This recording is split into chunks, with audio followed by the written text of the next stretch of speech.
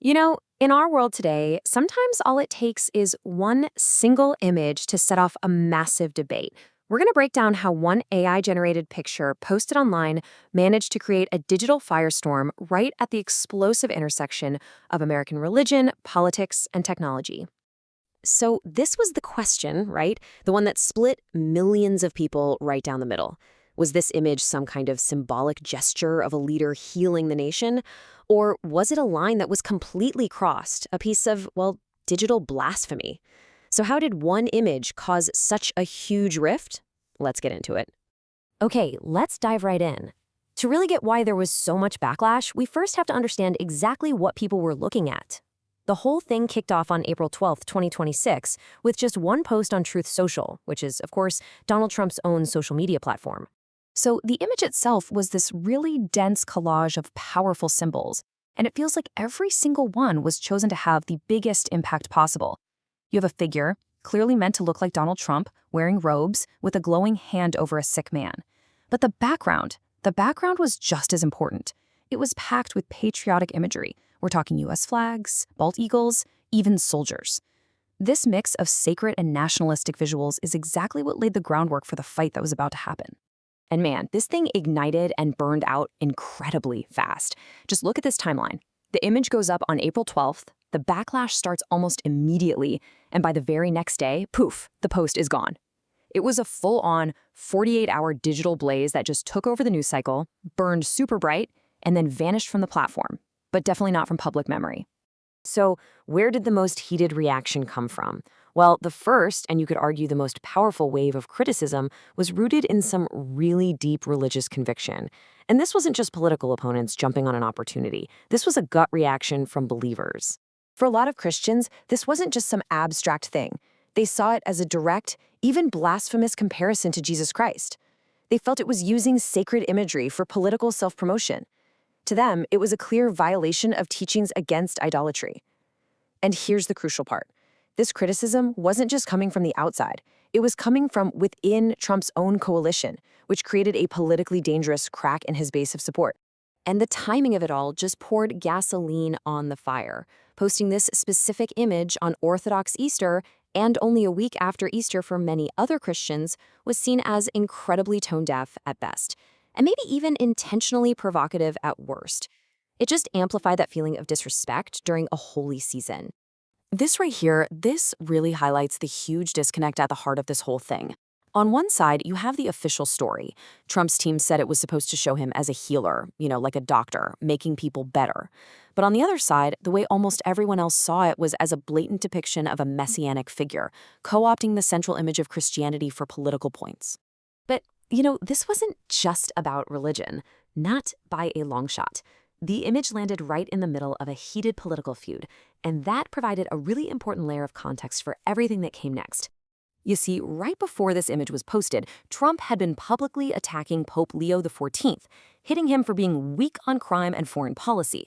So that created this backdrop of open hostility between a major political leader and the head of the Catholic Church. So given that ongoing feud, a lot of people immediately saw this image as more than just a religious statement. They saw it as a political move. Was it a troll aimed right at the Pope? Was it a symbolic way of claiming to be holier or stronger than him? Or was it just escalating the whole fight with Catholic leadership? This political tension is really what helped fuel the online firestorm. So, as you can probably imagine, with all this religious and political tension brewing, the internet did what the internet does. It took over. And this is where the controversy just took on a life of its own, with viral speculation and people digging into every single pixel of the image. This one phrase really started to pop up everywhere. It seemed to capture what countless critics were feeling online. For them, the image wasn't just a mistake. It was proof of something deeper, what they started calling a messiah complex. From there, the conversation just exploded. It went way beyond being about just one picture. It became a whole debate about the nature of his political movement. You started seeing phrases like political idolatry and cults behavior all over social media and Reddit, framing the whole thing as a dangerous mix of personality and politics. And just when you thought it couldn't get any weirder, it did. As people started zooming in on the image, they started noticing some really odd details in the AI art. which led to some pretty wild online theories. One of the biggest theories to catch fire was this horned figure debate.